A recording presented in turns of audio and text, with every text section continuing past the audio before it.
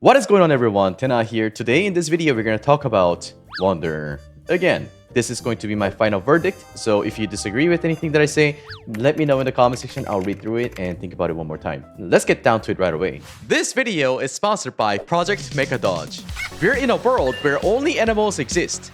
Take back the freedom from the evil cats. Upgrade your mechas by hunting the monsters. Unlimited upgrades. Easy controls. This casual RPG even allows you to play with your friends online. Roguelike game adds tons of excitement, and all this on your phone. You can play this game for free. Download now from the link in the description below. One thing I didn't really like about Wonder is that he is on-field DPS and he's Anemo. The same reason why I didn't really like Xiao, right? He does notable damage here and there, and his business weapon is Jade Spear, so as F2P, you can actually get his weapon. However, here's the catch. Wanderer, just like Sino, he stays out in the field for a long time, so you would need some other characters to do additional damage on top of Wanderer's damage. Or else you would probably want to use Farazan or like Bennett to buff his damage to the max so that he can be doing like 30k, 40k damage each charge attack, so that his existence would be somewhat useful enough, right? As a DPS. But he needs C6 Farazan. C0 Farazan is still okay, but Farazan C0 versus C6, the difference is night and day.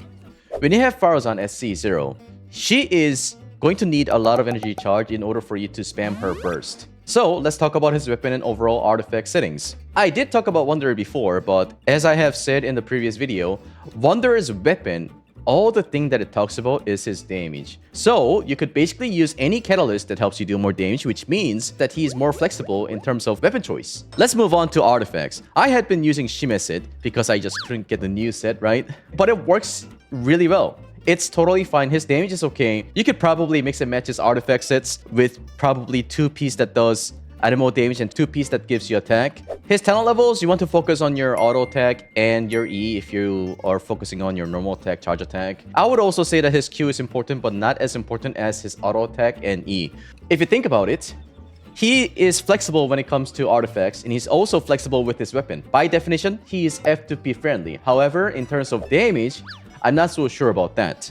Let's talk about his party members. So Wanderer, as an on-field DPS, is lacking a lot. This is what I prefer. You could either use C6 Farazan or C0 Farazan if you still want to use her, or you could replace her with Bennett, put either Yalan or Xingqiu, and then for the last character, I would like you to use Nahida. In this team comp, Nahida is irreplaceable. The reason why I'm saying this is because, well, Nahida E, the Tri-Karma Purification effect, is so good to a point where it's going to help you do a lot more damage when you're just using Wanderer out in the field. So, by having Xingqiu in the team, you're able to do extra hydro attacks with Wanderer, and with the Nahida E effect, we are going to be creating elemental reactions. That means we're going to be proccing that. So, take a look at this. Do this.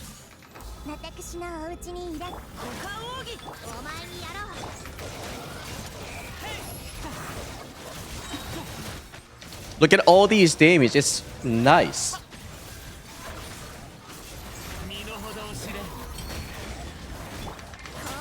One downside would be, a lot of you guys told me this, and I do agree, that when you use Wanderer's Q, right?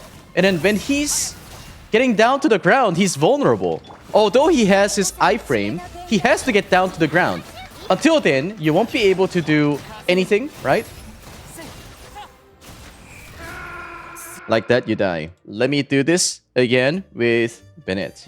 So, good thing about having Bennett in the team is that you're gonna be able to swirl off Pyro. That means you get attack increase by 30%, right? So, especially when you're F2P, this is going to help you out a lot in terms of damage.